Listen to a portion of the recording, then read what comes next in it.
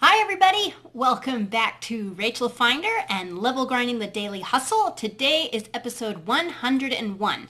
And because it's Monday for me and Tuesday for you all, today is all about the 12-week year. And today I'm going to talk about the concept of productive tension.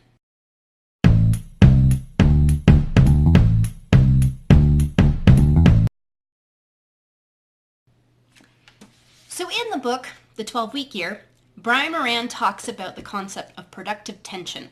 Now this is something that he talks about in the chapter on your weekly scorecard. Now many of you guys have seen my weekly scorecards. They look like this. And normally when you see these, I have a whole bunch of marks all over them that tell me how good have I done on that particular week for my 12-week year. Now, I've not yet scored this one. I'm going to show you how that looks. But the thing is about this week is that I know that it's going to be pretty bad. This is week 5, and this is the end of my week where I was away on my vacation for my anniversary. And then this is week 6. This is last week. Now, I know that for me, this is going to be a really terrible week, and you can see all those little marks in there. And this is why I'm talking about productive tension, because these scores are going to be terrible. So what is productive tension? Productive tension is that moment when you score your week and you find out that you did a really terrible job. Now, Brian Moran says this is actually a really good thing. You might feel completely depressed, and I know that I do when I have a really crummy week, but he says that this is a really good thing, and because it ends up being the thing that motivates you to do a better job in your following week.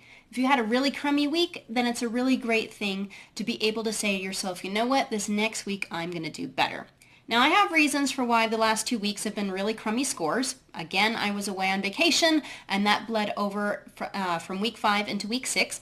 But the other reason why last week's score is going to be terrible is that I came down with a really bad cold, and I literally spent 3 days on my couch I couldn't even make a coherent sentence appear on paper. I was trying to write a blog, and that did not happen well. So these are all things that are affecting my score.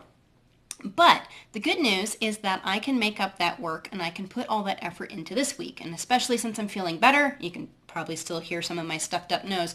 But because I'm doing better, I'm going to be able to have the energy to be able to put into that. So first off, let's find out how bad I actually did for week 6. So the first thing that I do for scoring my 12-week year is to do it on paper. I then put all of this information into my scorecard in my Google Sheets document. That's what this is. And so as a result, these calculations for my numbers are populated automatically. So the first thing that I do is that I calculate out how well I have done for an individual week. Now, I've mentioned this before in other videos. If you have 7 days in your week and you are working on a tactic that's supposed to be done 7 times a week, then the rough estimate for that is 14.28% for each day that you have completed that that tactic. So for this top tactic here, bouncing every morning, this is a form of exercise that I do. I only did it 1 time this week, so it's pretty easy to say that this particular score for this is 14.28. And so I will go through the rest of this and make notes. For some things, like for example this one, I may have actually drank the equivalent of 2 bottles of water, and my bottle of water is a 24-ounce water bottle. You can see that right there. It's kind of worn off. But anyway, I may have drank 24 ounces of tea each of these days, but I don't know, so I'm not going to count it. But days like this, for example, where it is 1, 2, 3, 4, 5, 6 days of eating lunch. Yes, this is actually a tactic for me. I will then multiply 14.28 times 6, and that gives me the estimate. That gives me the score of 85.68%, and that's really nice. The higher the number, the better this score is, because for this particular goal, you're going to average everything here by how many tactics you have. These things down here, they don't count. They are just simply indicators that let me know, am I actually having progress for doing all of this stuff up here? So I'm going to go ahead and continue scoring this as well as my other goals, and it's not really going to take a whole lot. Like, for example, this one, didn't do that. I didn't do that. I didn't do that. I didn't do any of this stuff, so I already know that this score is a big fat 0. Ouch.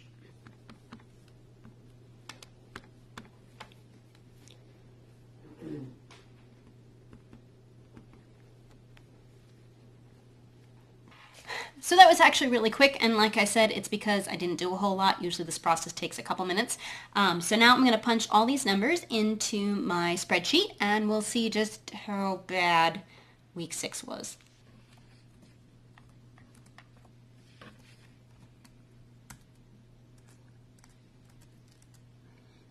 Lunch is 85.68. Daily walk is 2.6 and 0, 0, 0, 0. And we already know that that's 0 and that is 0. So, as I mentioned, each goal gets averaged. So for example, because I did absolutely nothing that I was supposed to do on week 6, that average is 0. Average of 0 is 0. So that means that for this one, because I only did these tactics, that is 16.7. Now, what does this mean? Oh my gosh. By a 5.36% completion rate. That basically means that it's the average of goal 1, goal 2, and goal 3. Now, because I literally have nothing here, nothing here, the average of all 3 of these is the average of this number divided by 3. So, yeah, this is officially the worst week that I have had in 5 of my 12-week years. So over here, I update this little number, and it is 5.36%. As I said, guys, this is absolutely terrible. Oh my God. Oh, ouch. So a 5.36% completion rate, that's extremely bad. Now, it's really common for people to ask the question, what do you do when you have a really bad week? I've had this question from other viewers before, and, quite frankly, it is completely demoralizing. It's very easy to feel like, well, I made no progress, so I should just give up. The reality, though, is that you shouldn't give up. If your 12-week year is tied to your vision for your life, tied to the goals that you have, and these are things that you really, really want, then you should be able to push past that depression and that disappointment and say, you know what, just because I had a bad week last week doesn't mean that I can't push on and have a better week this week. So here's the thing. When you have this attitude of recognizing that productive tension is recognizing that you have a crummy week, but you can do better, then you can use that disappointment and that depression about not having a really good week to fuel your passion for doing better in this next week. The cool thing about a scorecard, and that is what this is, my weekly plan becomes my scorecard because I get to evaluate how well I did something, is that it can provide that motivation to do better. Like right now, the Winter Olympics are happening in Pyeongchang, and the scores that we see for every single athlete is giving us an idea as how well did they do in that particular event. And so for those athletes, those scores are the things that they then take back to their practice and say, I'm going to do better, I'm going to do better. If you were watching figure skating on Sunday night, you noticed how some of these athletes are changing the way that they're doing things in an effort to get a better score. And it's because those are the scores that enable them to get on the podium or to have a personal best, even if they have never made it to the podium before. The scorecard is incredibly important.